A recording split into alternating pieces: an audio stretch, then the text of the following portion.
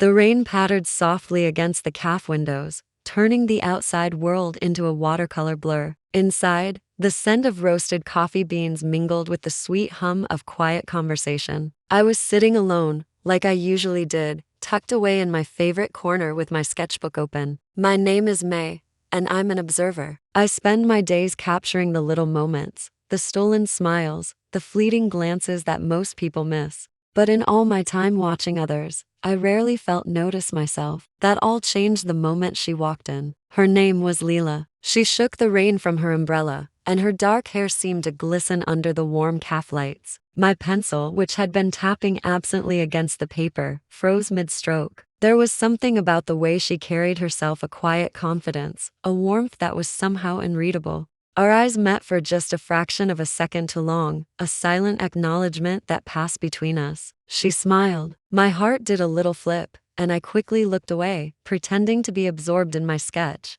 though I could feel a slight tremor in my hand. Leela ordered her drink and scanned the crowded room. The only empty seat was the one directly across from me. With a polite, charming grin, she walked over. "Mind if I sit here?" she asked, her voice like honey. I hesitated for a split second, my mind racing, before nodding. "Sure," I managed to say, hoping I didn't sound as flustered as I felt. For the first few minutes, the only sound between us was the gentle drumming of the rain against the glass. The silence wasn't awkward, but it was filled with a certain tension, a curiosity. Then, her eyes landed on my sketchbook. "You draw?" she asked, leaning forward just a little. A blush crept up my neck. "A little," I admitted. "It's just something I do when I'm bored. Can I see?" Her voice was so soft, so genuine, it was impossible to say no. I hesitated for a moment longer, feeling vulnerable, then slowly turned the sketchbook around. The page was filled with a collection of unfinished portraits, sketches of strangers I'd seen. Leela's eyes lit up as she studied them. "These are beautiful," she said, her voice filled with sincere admiration. "You see people in a way that feels real." A shy smile found its way to my lips. "Thanks. I guess drawing helps me notice the details others miss." Her curiosity was piqued. "Like what?" she asked, her gaze fixed on me. My own eyes, against my will, flickered down to her lips for a tiny moment before I quickly looked away. "Like how someone bites their lip when they're nervous," I said quietly, the words hanging in the air between us. Leela caught the hint, a playful, amused smile spreading across her face. She leaned back in her chair, a knowing glint in her eyes. "Do I seem nervous?" she challenged softly. I didn't answer, my cheeks burning. I tried to focus back on my drawing, to lose myself in the lines and shading, but it was no use. Leela's presence was magnetic, filling the space between us. Her soft laughter, the accidental brush of her sleeve against the table, the way her eyes lingered on me. Every single second felt electric. As the afternoon wore on, the caf began to empty out. Leela's phone buzzed on the table, but she ignored it,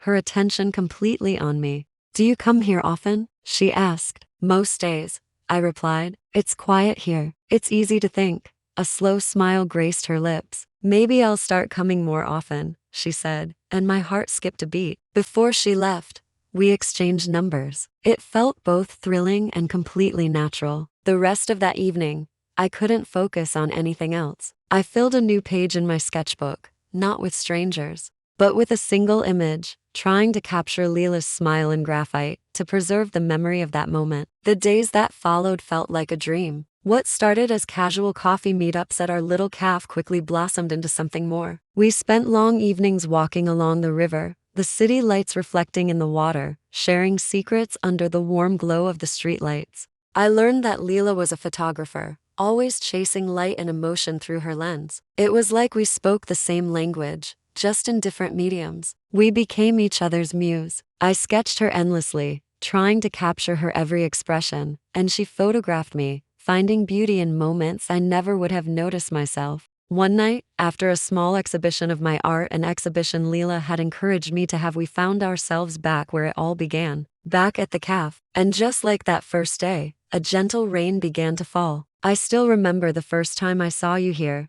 Leela said softly, her voice barely a whisper above the sound of the rain. "You looked like you belonged in your own little world." I smiled, remembering that feeling of being invisible. "And then you stepped into it," I replied. Leela reached across the table, her fingers gently brushing against my hand. The simple touch sent a jolt through me. "I didn't expect this," she said, her eyes searching mine. "I didn't expect to find something so real." My heart was racing, pounding a frantic rhythm against my ribs. "Neither did I confessed. For a moment, words disappeared. The world around us seemed to fade away, leaving only the two of us in our little bubble. The sound of the rain grew louder, a perfect, gentle rhythm to our shared silence. Leela leaned closer, her breath warm against my skin, her eyes asking a question I was desperate to answer. I gave a tiny, almost imperceptible nod, and then our lips met. It was gentle at first, a soft exploration, a question and an answer all at once.